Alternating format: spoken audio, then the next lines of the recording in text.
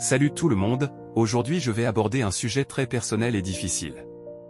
Oui, vous l'avez deviné à partir du titre, je vais parler de pourquoi je regrette mon mariage. Il y a quelques années, j'ai dit oui à la personne que je pensais être l'amour de ma vie. Les souvenirs de cette journée sont encore vifs, mais malheureusement, ce qui a suivi n'a pas été aussi magique que je l'avais espéré. Cette journée était censée être le début d'une belle aventure, le début d'une union qui était censée durer toute une vie. Je me souviens encore du frisson qui parcourait mon corps lorsque je l'ai vu marcher dans l'allée, vêtu de sa robe blanche éclatante, un sourire éclatant illuminant son visage. À ce moment-là, je croyais sincèrement que nous étions destinés l'un à l'autre, que rien ne pourrait jamais ébranler notre amour.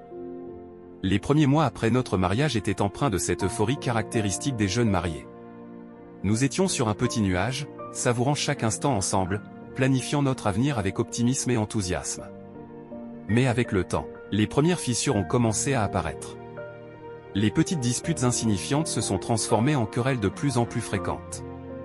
Nos personnalités, autrefois complémentaires, semblaient maintenant se heurter de plus en plus souvent. Les différences qui autrefois semblaient charmantes et intrigantes sont devenues des obstacles insurmontables. Malgré tous mes efforts pour maintenir la flamme de notre amour, je sentais qu'elle vacillait dangereusement. Nos conversations se faisaient de plus en plus rares, notre intimité se dissipait lentement, remplacée par un sentiment de distance et de désillusion. Ce qui aurait dû être le chapitre le plus heureux de ma vie se transformait progressivement en une épreuve de plus en plus difficile à supporter.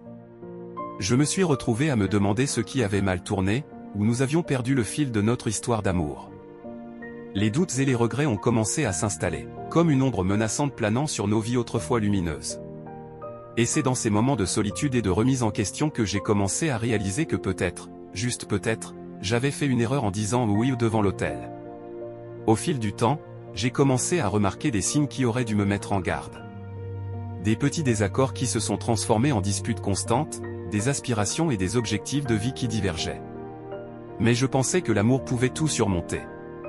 Les premiers signes de tension sont souvent subtils, presque imperceptibles. Des désaccords mineurs qui semblaient sans importance au début ont commencé à prendre de l'ampleur, éclatant parfois en disputes plus sérieuses. Ce qui était autrefois des discussions animées est devenu un terrain de jeu pour des arguments sans fin, où chaque mot était une arme pointée vers le cœur de l'autre. Ces désaccords n'étaient pas simplement des différences d'opinion sur des sujets mineurs. Ils reflétaient des divergences plus profondes dans nos valeurs, nos croyances et nos visions du futur. Nos aspirations et nos objectifs de vie semblaient se diriger dans des directions opposées, comme si nous étions sur des chemins parallèles destinés à s'éloigner inexorablement l'un de l'autre. Pourtant, malgré ces signes précurseurs de troubles à venir, j'ai choisi de les ignorer. Je me suis accroché à l'idée que l'amour pouvait surmonter tous les obstacles, que les différences pouvaient être transcendées par la force de notre lien émotionnel. Après tout, n'avait-on pas toujours entendu dire que le mariage était un travail d'équipe, que la communication et le compromis étaient les clés de la réussite? Dans ma quête pour sauver notre relation, j'ai fait des compromis, j'ai essayé de comprendre son point de vue, j'ai cherché des moyens de rétablir l'harmonie qui semblait s'évanouir peu à peu. Mais plus je m'efforçais de réparer ce qui était cassé, plus je réalisais que certains problèmes étaient trop profondément enracinés pour être facilement résolus. L'idée que l'amour seul pourrait résoudre tous nos problèmes s'est avérée être une illusion fragile, une croyance naïve qui s'est effondrée devant la réalité de nos luttes quotidiennes. Et c'est dans cette désillusion que j'ai commencé à comprendre que parfois, l'amour n'est tout simplement pas suffisant pour maintenir une relation à flot. Mais la vie réelle ne ressemble pas toujours aux contes de fées. Les luttes financières, les différences dans la manière de gérer les conflits, et finalement, la réalisation que nous n'étions peut-être pas compatibles ont commencé à peser lourdement sur moi. La réalité du mariage est bien loin des images idéalisées que l'on voit dans les contes de fées. Les défis de la vie quotidienne commençaient à se faire sentir de manière de plus en plus évidente. Les difficultés financières, qui semblaient autrefois gérables, étaient devenues un fardeau constant, créant des tensions supplémentaires dans notre relation déjà fragile. Nos différences dans la manière de gérer les conflits sont devenues de plus en plus évidentes.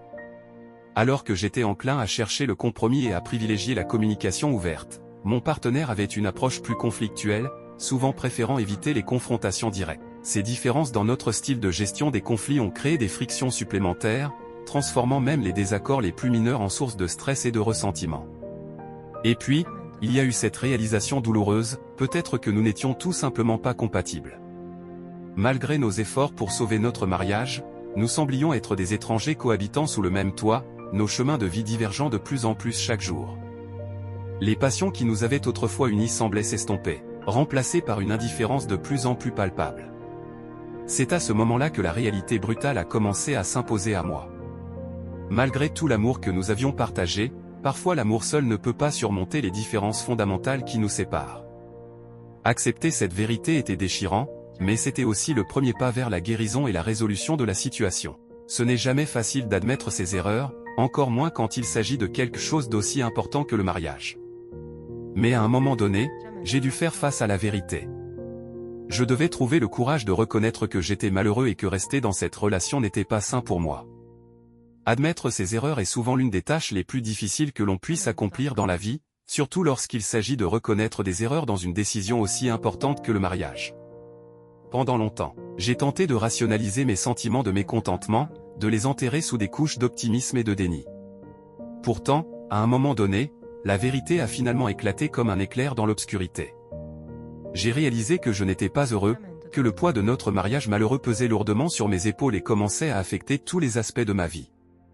J'ai dû faire face à la dure réalité que rester dans cette relation toxique n'était pas seulement préjudiciable à ma santé mentale et émotionnelle, mais aussi à ma croissance personnelle et à mon bien-être général. Trouver le courage de reconnaître cette vérité brutale a été un processus déchirant. Cela signifiait admettre mes propres faiblesses, reconnaître mes propres limites, et affronter la possibilité de la douleur et de la solitude qui accompagnent souvent la fin d'une relation. Mais c'était aussi le premier pas vers la liberté, vers la possibilité de reconstruire ma vie sur des bases plus solides et plus authentiques. C'était un acte d'auto-préservation, un choix de me prioriser moi-même et mon bien-être au-dessus de tout le reste. C'était une décision difficile, mais c'était aussi la seule décision qui me permettrait de retrouver une véritable joie de vivre et un sens de paix intérieure. Ce n'est jamais facile d'admettre ses erreurs, encore moins quand il s'agit de quelque chose d'aussi important que le mariage. Mais à un moment donné, j'ai dû faire face à la vérité. Je devais trouver le courage de reconnaître que j'étais malheureux et que rester dans cette relation n'était pas sain pour moi.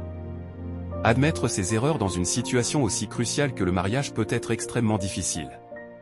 Après tout, le mariage est souvent considéré comme l'un des engagements les plus sacrés et les plus durables que nous puissions faire dans notre vie. Il est facile de se laisser emporter par les attentes sociales, les pressions familiales et même nos propres idéaux romantiques, même lorsque les signes indiquent que quelque chose ne va pas. Pendant longtemps, j'ai fait tout ce que j'ai pu pour ignorer les signes de dysfonctionnement dans notre relation. Je me suis accroché à l'espoir que les choses s'amélioreraient avec le temps, que les difficultés que nous rencontrions étaient simplement des obstacles temporaires à surmonter. Mais plus je niais mes propres sentiments de malaise et de désillusion, plus ils grandissaient en moi, s'enracinant profondément dans mon esprit et dans mon cœur. C'est à ce moment-là que j'ai réalisé que je devais être honnête avec moi-même, même si cela signifiait faire face à des vérités difficiles. J'ai dû reconnaître que je n'étais pas heureux, que le mariage que j'avais tant désiré était devenu une source de douleur et de souffrance plutôt que de bonheur et de réconfort.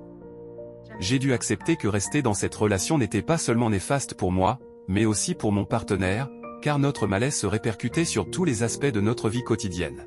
Trouver le courage de reconnaître cette vérité a été un acte de libération et de guérison.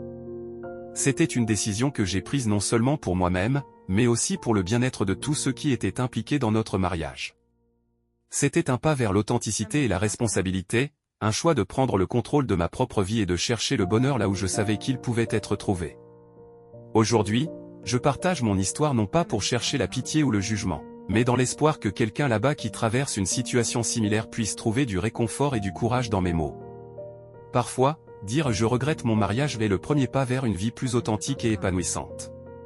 Si vous avez des questions, des réflexions ou si vous voulez simplement partager votre propre histoire, n'hésitez pas à le faire dans les commentaires ci-dessous.